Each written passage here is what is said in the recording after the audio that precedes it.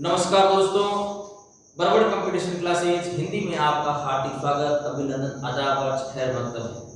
आज मैं नए तथ्य के साथ फिर से हाजिर हुआ हूँ। नया तथ्य हमारा है काव्य हेतु। काव्य लक्षण पहले हमने पढ़े हैं और काव्य हेतु लेकर आया हूँ। हमारा हिंदी साहित्य इतिहास और काव्य शास्त्र और हिंदी शिक्षण विधियां तीनों साथ चलती है। रोजाना हमारे 3 वीडियो आते हैं और आप प्लेलिस्ट में जाकर देख सकते हैं। एक हिंदी काव्य शास्त्र से संबंधित जो हिंदी काव्य शास्त्र और पाश्चात्य काव्य शास्त्र, और एक हिंदी साहित्य इतिहास, और एक शिक्षण विधियां जो तृतीय श्रेणी अध्यापक भर्ती परीक्षा और द्वितीय श्रेणी अध्यापक भर्ती परीक्षा के लिए हमने हिंदी शिक्षण विधियां भी शुरू की है। देखिए मित्रों, काव्य शास्त्र भी मैंने पहले ही शुरू कर दिया था, जिसमें काव्य लक्षण मैंने वीडियो अपलोड कर दिए, पढ़ाया है। और हिंदी साहित्य इतिहास हमारा विधिवत तरीके से चल रहा है। आगामी परीक्षाओं में आपके एनवीएस, केवीएस और आरपीएससी अदर स्टेट की होने वाली हिंदी की परीक्षा में आपके लिए बहुत ही यह कक्षाएं उपयोगी साबित होगी। आप इनको जरूर देखिए और मेरा यही आपसे निवेदन रहेगा कि इस चैनल को आप लाइक करें, सब्सक्राइब करें और बेल आइकन को, घंटी के निशान को दबाना ना भूलें। ये मेरा आपसे बहुत बड़ा निवेदन है। आप देखते तो हैं पर घंटी के निशान को आप दबाते नहीं हैं, तो उनका जरूर प्रेस करें। मैं आपका आभारी रहूंगा, मेरा भी हौसला बुलंद रहेगा। तो देखिए मित्रों, शुरू करते हैं काव्य हेतु। काव्य हेतु में शुरुआत करते हैं। काव्य यदि कार्य है तो हेतु उसके कारण है। काव्य यदि कार्य है, काव्य यदि कार्य है तो हेतु उसके कारण है। इस बात को आप नोट कर लेना। काव्य यदि कार्य है, काव्य यदि कार्य है तो हेतु उसके कारण है। तो यहाँ कार्य और कारण दोनों आपके सामने उपस्थित होकर दिए हैं। अगर काव्य यदि कार्य है तो हेतु उसके कारण है। कारण और कार्य। यदि काव्य कार्य है तो हेतु उसके कारण है। ये काव्य हो गया, ये हेतु हो गया। यह कम्युनिकेशन है। अगर काव्य यदि कार्य है तो हेतु उसके कारण है। ये हमेशा अपने दिमाग में सेट कर लेना। फिर मैं ऐसे करके 7 हिंदी के कवियों और काव्य शास्त्र के रचयिताओं को मैं लेके आया हूं, और भी है जो आगे अगले कक्षा में पढ़ेंगे। आज की कक्षा में 7 में विद्वानों के बारे में चर्चा करूंगा। बाबू गुलाब राय ने कहा काव्य हेतु के बारे में, हेतु का अभिप्राय उन साधनों से है जो कवि की काव्य रचना में सहायक होते हैं। ये बाबू गुलाब राय ने कहा। बाबू गुलाब राय की अगर परिभाषा पूछी जाती है, परीक्षा में आता है, बाबू गुलाब राय के अनुसार सीधा यह पूछा जाता है, हेतु का अभिप्राय उन साधनों से है जो कवि की काव्य रचना में सहायक होते हैं। ये पंक्ति किससे संबंधित है? ये पंक्ति गुलाब राय से संबंधित है, ये ध्यान रखना। कई बार ये परीक्षा में सवाल आता है और सीधी ये लाइन दे दी जाती है और आप सोचते हैं कि इतनी लंबी परिभाषा दे दी किसकी है? आचार्य शुक्ल की है, गुलाब राय की है, दंडी की है, आनंद बर्धन की है, किसकी है? ये आप सोचते रहते हैं, तो ऐसा नहीं होगा। आप इस पंक्ति को देखकर बिल्कुल भी हतभम्बित नहीं हुए, अपना हौसला नहीं खोए, गुलाब राय ही करें। दूसरा, मैं अगर काव्य की बात करूं तो भारतीय मनुष्यों ने, भारत के जो साहित्यकार हुए हैं, काव्यकार हुए हैं, काव्यकार ने भारतीय काव्य शास्त्र में 3 हेतु स्वीकार किए हैं। सिर्फ 3 हेतु स्वीकार किए हैं, जिसमें प्रतिभा, व्यक्तित्पत्ति और अभ्यास। प्रतिभा, व्यक्तित्पत्ति और अभ्यास 3 हेतु भारतीय काव्य शास्त्र में बताए गए हैं। प्रतिभा का अर्थ होता है जन्मजात, व्यक्तित्पत्ति का अर्थ होता है व्याकरणिक साहित्य तत्व, और अभ्यास का अर्थ होता है निरंतर अध्ययन। ये तीनों याद रखना। तीनों का क्रम कभी परीक्षा में पूछा जाता है, क्रम है। तो प्रतिभा, व्यक्तित्पत्ति, अभ्यास होगा।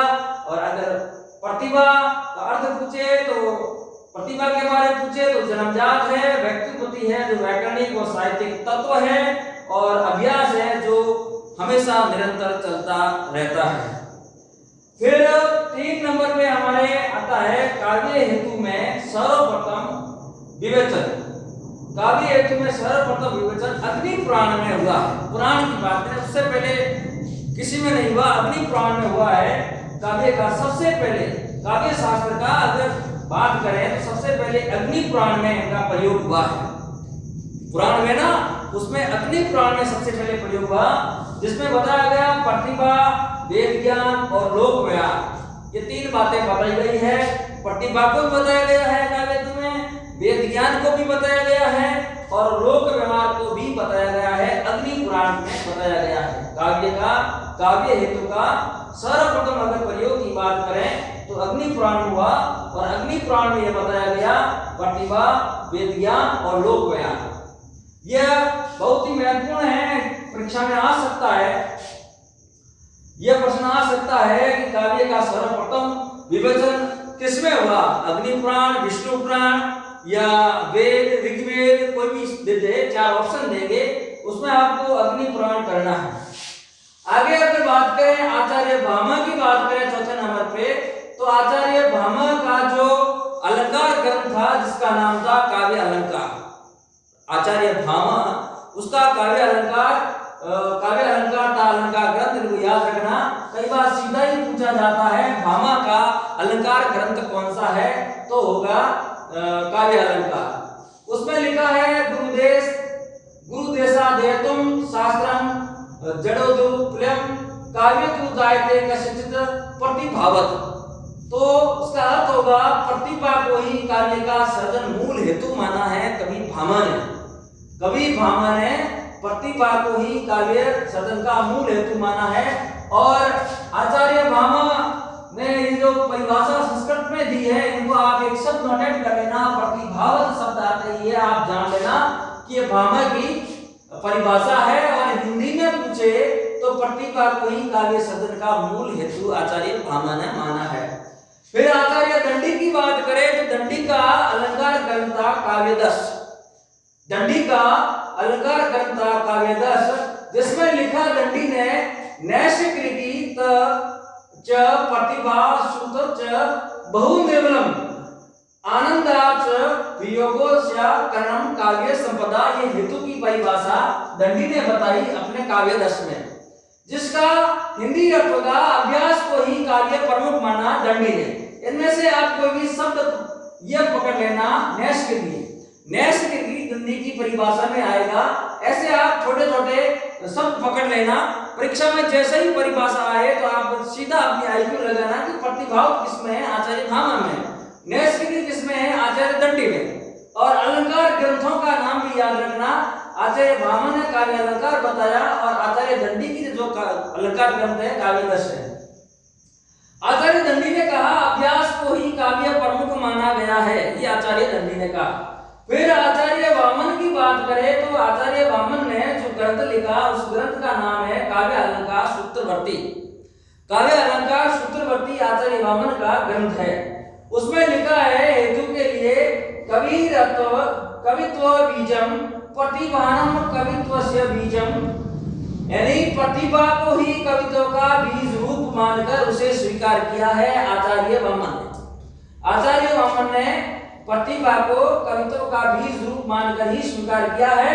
फिर 7 नंबर पे आज बात करेंगे पंडित राज जगन्नाथ का जो ग्रंथ है रस गंगाधर में बताया तस्य च कारणम कविगता केवलम प्रतिपदा, तस्य च कारणम कविगता केवलम प्रतिभा, अथवा केवल प्रतिभा को ही काव्य का मुख्य कारण या हेतु माना गया है।